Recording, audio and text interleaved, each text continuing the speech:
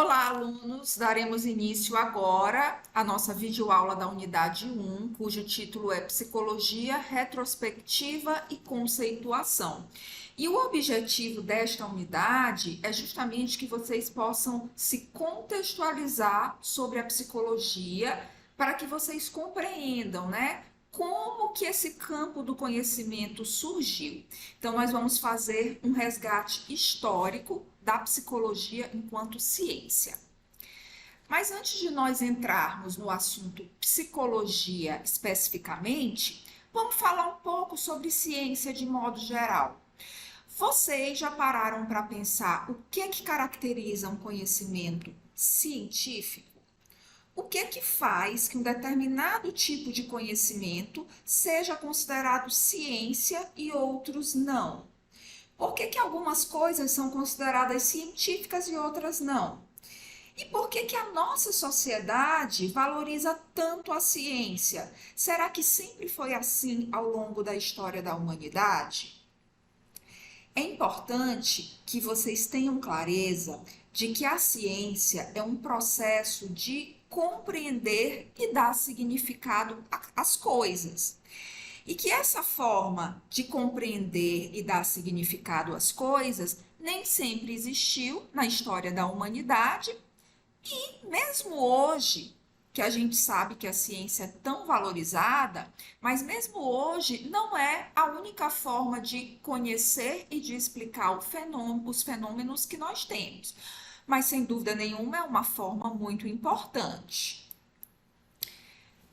A ciência, ela consiste em uma forma de conhecer o mundo baseada no pensamento racional.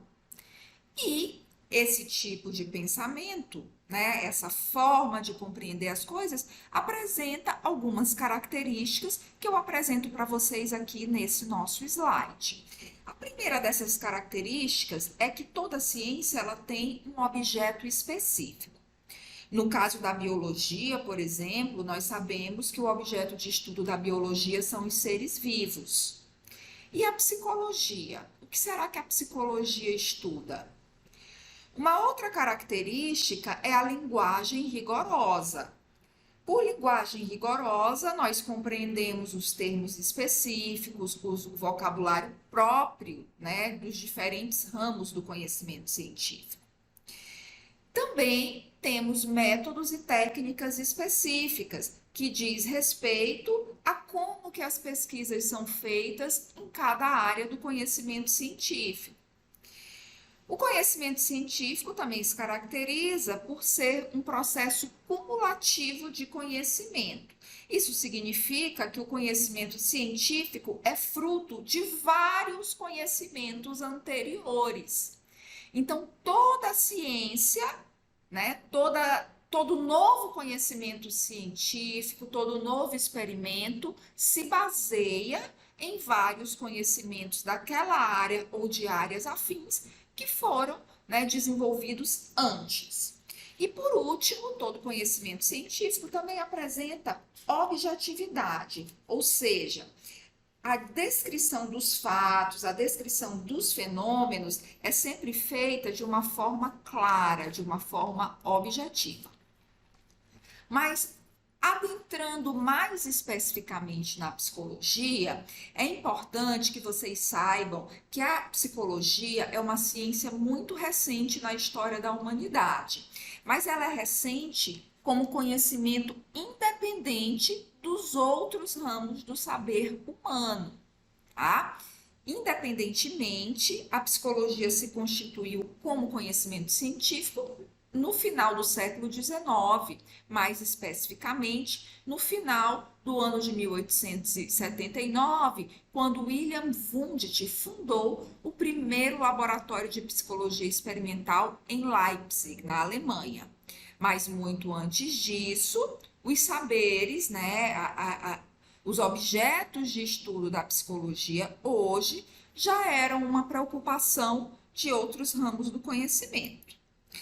A psicologia, como um conhecimento sistematizado, objetivo e fruto de pesquisas, é um fenômeno da modernidade, da idade moderna. Porém, muito antes já se pensava a natureza humana e as questões relativas aos aspectos não objetivos das experiências vivenciadas. E essa preocupação, né, data lá da Grécia Antiga.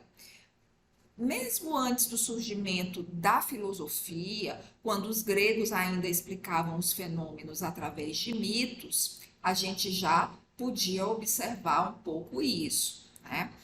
No início era a mitologia. O que era a mitologia? Se vocês lembrarem lá das aulas do ensino médio de vocês de filosofia, vocês vão lembrar que a mitologia se caracterizava pela apresentação daquelas narrativas, daquelas histórias fantásticas que tinham heróis, tinham deuses que controlavam a natureza, que podiam controlar o comportamento dos homens e podiam modificar essa natureza e os homens de formas que não são formas que nós consideraríamos hoje como explicações racionais.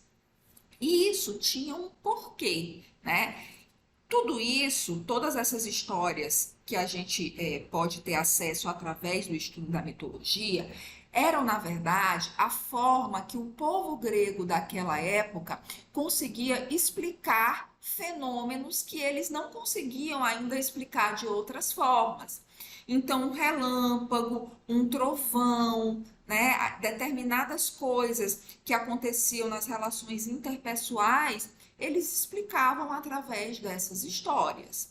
Porém, com o passar do tempo, aquela sociedade, a sociedade grega, sofreu uma série de transformações e as organizações sociais daquele povo também se modificaram e fizeram que eles fossem capazes de desenvolver uma outra forma de explicar os fenômenos, que era uma forma de pensar mais racional do que o pensamento mítico.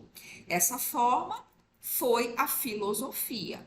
Vocês também devem lembrar das aulas do ensino médio de filosofia, desses 3 nomes aqui que estão nesses slides: Sócrates, Platão e Aristóteles, que foram os primeiros filósofos gregos, os filósofos clássicos, que também refletiram sobre a natureza humana.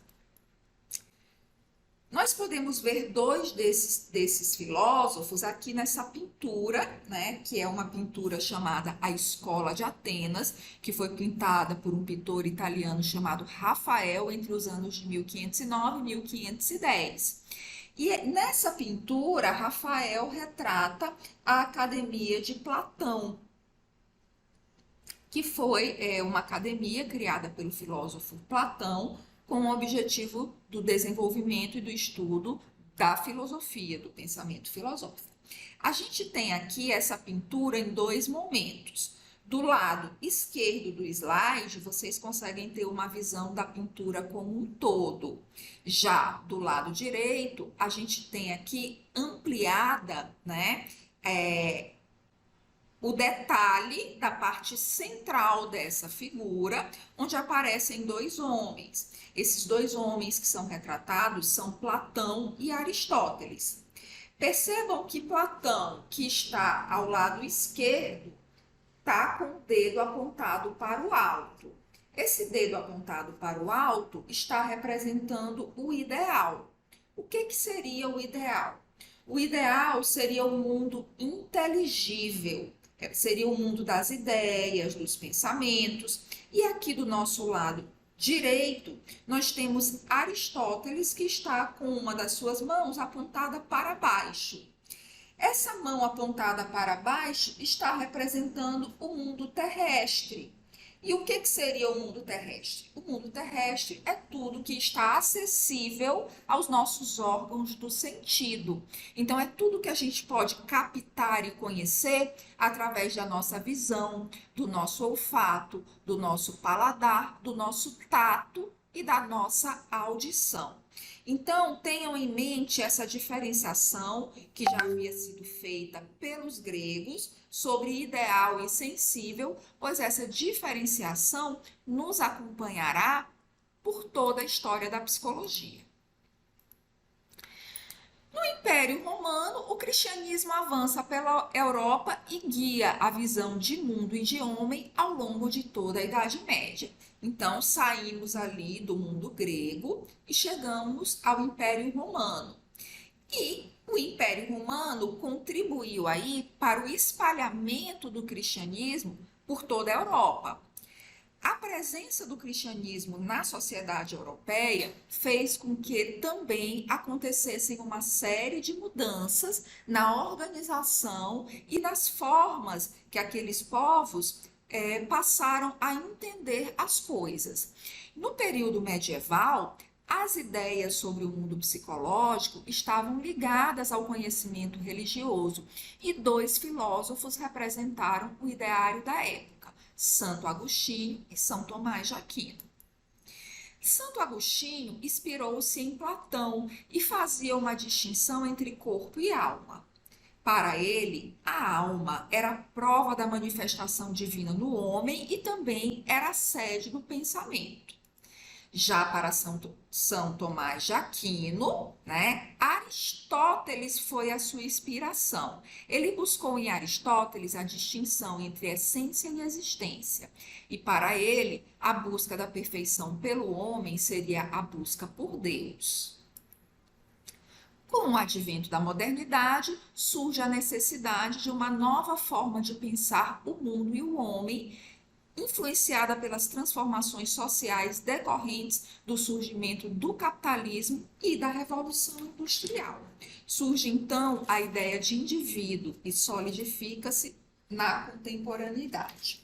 Então, com o desenvolvimento do capitalismo e da Revolução Industrial, a sociedade europeia passou a ter uma organização muito diferente da organização da época medieval. Na Idade Média, as pessoas viviam no campo, era um meio de vida eminentemente rural, e com o advento do capitalismo, se passou a ter uma organização social muito mais urbana. Nesse período, surgiram as primeiras aglomerações urbanas, que depois deram origem às cidades. E a Revolução Industrial fez com que essa organização social se tornasse eminentemente urbana, bem diferente do que aconteceu na Idade Média.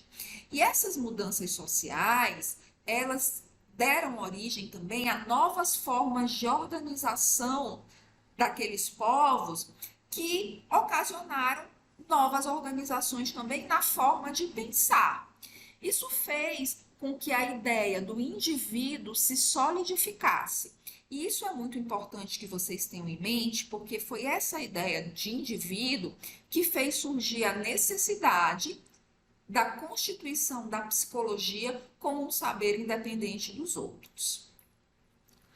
No desenvolvimento do pensar sobre o homem moderno, destacamos o desenvolvimento do método indutivo, iniciado por Galileu e continuado por Francis Bacon. O método indutivo é o raciocínio que parte de dados particulares, e esses dados particulares podem dizer respeito a fatos ou a experiências ou a ambos, e por meio de operações cognitivas se chega a leis mais gerais.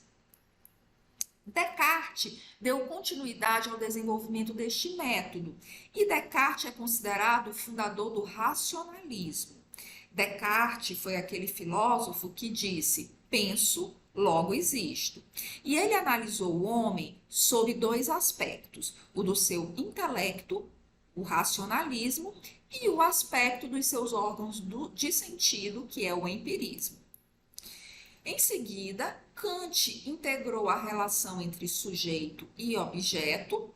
Para ele, a percepção do objeto pelo sujeito se dá no momento em que se dá a experiência. A partir desse raciocínio surgem duas correntes filosóficas, o idealismo e o positivismo, que diferenciam o conhecimento em intelectual e em sensitivo. Nesse slide, eu trago para vocês um conceito de idealismo e um conceito de positivismo que foi retirado do dicionário Wise. Nesse dicionário, o verbete idealismo é descrito como qualquer teoria filosófica em que o mundo material, objetivo, exterior, só pode ser compreendido plenamente a partir de sua verdade espiritual, mental ou subjetiva. Já o positivismo é o sistema que propõe ordenar as ciências experimentais, considerando-as o modelo por excelência do conhecimento humano, em detrimento das especulações metafísicas ou teológicas. Contismo, doutrinas caracterizadas pelo cientificismo, metodologia quantitativa e hostilidade ao idealismo. Esses eixos epistemológicos, né, esses dois eixos, o positivismo e o idealismo, são a base das teorias psicológicas que estudaremos. Então, a partir desta fundamentação filosófica, podemos pensar na psicologia enquanto ciência, enfatizando duas características do mundo moderno.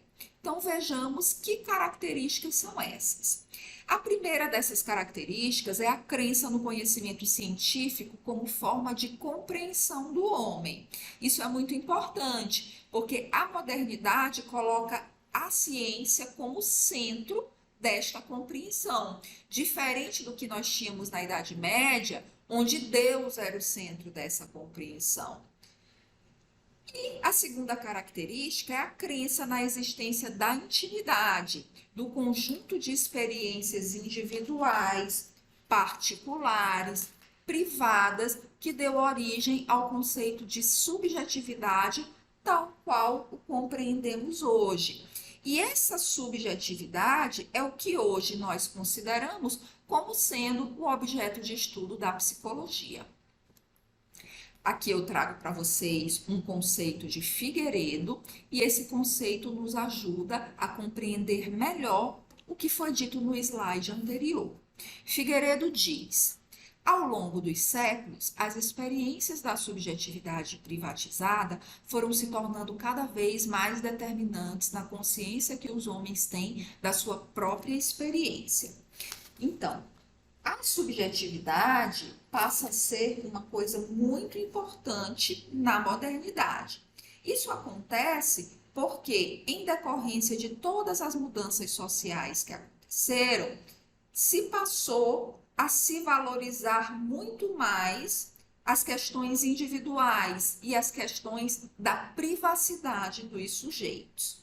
Só para vocês terem uma ideia, foi nessa época que se passou a bordar as iniciais dos nomes próprios nas roupas de cama e banho, por exemplo.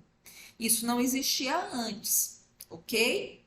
Também, nesse período da Idade Moderna, foi que se passou a se valorizar as questões das biografias, dos diários. Os banheiros e os quartos passaram a ser considerados como sendo espaços íntimos nas casas. Tudo isso foram mudanças, foram características que surgiram na modernidade. A noção e o sentimento de eu são construções modernas e a psicologia também é uma construção desses tempos da modernidade. O estudo da psicologia pelo professor é importante, pois auxilia na compreensão de como e por que o indivíduo se comporta de determinada forma, em determinada situação, em determinado momento da sua vida.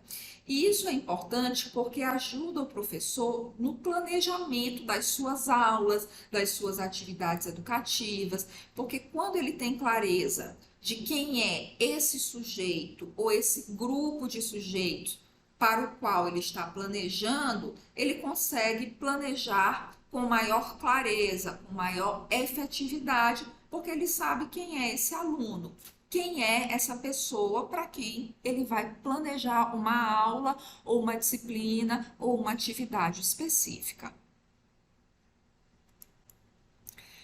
A psicologia da educação ultrapassa a noção de fundamento teórico da formação de professores, pois se ampliam suas possibilidades de melhor intervir na educação, já que se traduzirá, sobretudo, como atividade concreta e inteligente do professor, permitindo-lhe e impulsionando a interlocução entre teorias e práticas e não a mera execução de propostas pensadas fora de seu contexto por especialistas. Para que vocês se aprofundem nessa discussão que nós estamos tendo aqui nessa videoaula, eu sugiro que vocês realizem a leitura das unidades 1 e 2 deste fascículo que está aparecendo aqui nesse slide. O estudo dessas duas unidades vai facilitar bastante a compreensão de vocês sobre tudo que nós estamos discutindo aqui. Além da sugestão da leitura dessas unidades desse fascículo, eu também trago uma dica para vocês. Uma dica de um vídeo que vocês podem localizar facilmente no YouTube, que é o vídeo A História da Psicologia sob 2 olhares. Assistam a esse vídeo que está disponível nesse link aqui do YouTube, que vocês verão, que vocês entenderão com muito mais clareza tudo que a gente está falando aqui. Por fim, eu apresento as referências que eu usei para planejar essa videoaula. Se vocês tiverem interesse de se aprofundar ainda mais em tudo que eu falei, vocês também podem recorrer a essas referências. Eu espero ter sido clara e desejo a todos bons estudos.